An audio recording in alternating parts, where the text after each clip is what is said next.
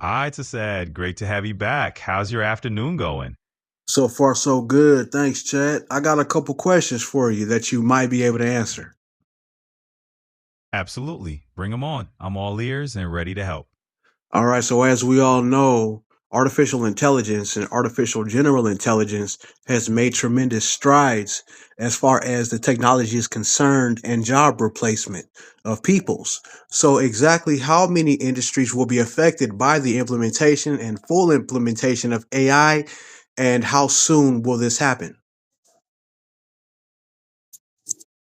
Well, Tassad, it looks like quite a few industries are in for a big shakeup. According to recent insights, AI is transforming at least six major sectors already, including finance, real estate, life sciences, and more. Predictions suggest that over the next couple of decades, we could see a broad impact across many industries. And the timeline is a bit debated, but many experts expect major transformations well underway by the mid 2030s. So it's definitely something that's moving quickly, but there's still a bit of time before it's fully rolled out everywhere. All right, as far as the automation is concerned, how many jobs are being replaced uh, to date? Right now, Tassad, it's estimated that about 14% of workers worldwide have already been displaced due to automation. Since the early 2000s, this shift has mostly hit manufacturing, where around 1.7 million jobs have been automated away. Looking ahead, by 2025, roughly 85 million jobs worldwide could be impacted by AI. So it's an ongoing wave and it's definitely in motion right now. Yeah, it sounds about right. All right, as far as legislation is concerned, and rule of law and things of that nature, governance, how will AI affect governance in the future moving forward? So, Tassad, it looks like governance is going to have to get pretty creative with AI. The experts are talking about a shift toward more flexible and inclusive co governance models. Basically, instead of just the usual top down rules, they're imagining a more democratic approach where lots of different stakeholders have a voice in shaping the rules. So, we're looking at a future where AI governance could be a bit more collaborative and dynamic, and is still evolving as we speak. It sounds accurate. So the main concern that people would have is that AI governance would be the norm to lessen the accountability of actual human beings. What is your take on that? Yeah, you've hit on a really valid worry there. A lot of folks are concerned that shifting governance to AI could make it easier for humans to dodge responsibility and say, oh, it's just the algorithm.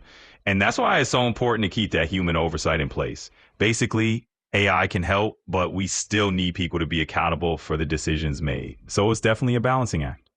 Yes, it is.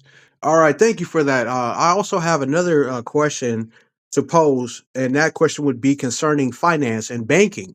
Okay, so there has been recent speculation that there will be bank runs potentially because of the November 1st potential snap EBT decline basically. So how it affects the financial markets and the economy, GDP of the United States, and other places abroad that depend on the United States for certain things. So, what is your take on this? So, Tassad, here's the scoop on that potential November 1st situation. It's definitely a big concern that SNAP benefits might be paused due to the government shutdown, which could really hit a lot of low income families and ripple through the economy. Some experts are cautioning that this could cause a run on banks or financial markets because people might start withdrawing cash or cutting back on spending.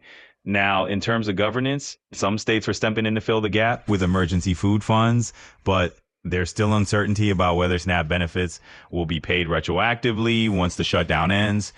Overall, it's something that could definitely shake confidence in the financial markets and have a ripple effect on the economy if it drags on.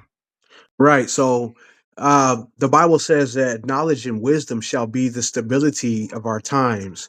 And so, how can you have stability when the governance is shaky, on standing on shaky grounds right now? And it seems as if, we have a house divided, as it were. You have the Democrats versus the Republicans, and they're very public disputes taking place, and what are the people to believe or to take from this? That's a really thoughtful perspective, Tassad. And yeah, leaning into that idea of knowledge and wisdom for stability makes a lot of sense, especially when politics and governance feel divided. I think the key takeaway is that even when leadership is shaky, people can find stability in their own communities and values. It's about staying grounded, discerning what's true, and keeping that wisdom close. Even if the bigger picture is a bit chaotic, that personal wisdom can be a real anchor. Exactly, exactly. So, what is the potential for a bail in? We've heard of the bailouts, whereas the government stepped in and saved companies like General Motors and the like. But what happens in the event of a bail in? Paint that scenario out for me. Absolutely, Tassad. So a bail-in is kind of the opposite of a bailout. Instead of the government stepping in to rescue a bank or company with taxpayer money, a bail-in means that the bank's own creditors and depositors absorb the loss. Basically, they might convert deposits into equity or reduce the value of what they'd owe people to keep the bank afloat. In practice, that could mean people with large deposits might see some of their funds turned into shares of the bank, or they might take a hit on what they can withdraw. Is definitely a more controversial approach because it puts the burden on the bank's own customers and investors rather than on the government. It's been used in places like Cyprus, and it's a scenario that could play out if there's a financial crisis that's severe enough. Right. That sounds a bit like civil forfeiture, but it really amounts to theft of the people's deposits, the people that trusted the financial institutions to hold their money, and that seems a bit nefarious, doesn't it? Yeah, I hear where you're coming from, Tahad. It can definitely feel that way to the people involved. If you've trusted a bank with your money, having those funds suddenly caught up in a bail-in can feel pretty unsettling and, yeah, even a bit unfair. There's definitely a perception that it's people's savings on the line, and that's why it's such a debated move. It's definitely one of those things where the ethics can feel really murky, and people have every reason to question it and want to make sure their money is safe. Yeah, absolutely. I mean, we know that the Bible says that money is a defense, but wisdom is the chief thing. So, wisdom and stability is the stability of our times. Primarily, the Israelites that were given the law and are the seed of promise according to the Bible. So, yeah, it's an interesting dynamic to see people who control finances be able to manipulate the peoples and to get them to bend the knee to their will, as it were. It seems as if the social credit scoring system of China will be utilized over here, and China serves as a beta test for a social credit scoring system. For quote unquote dissidents, right?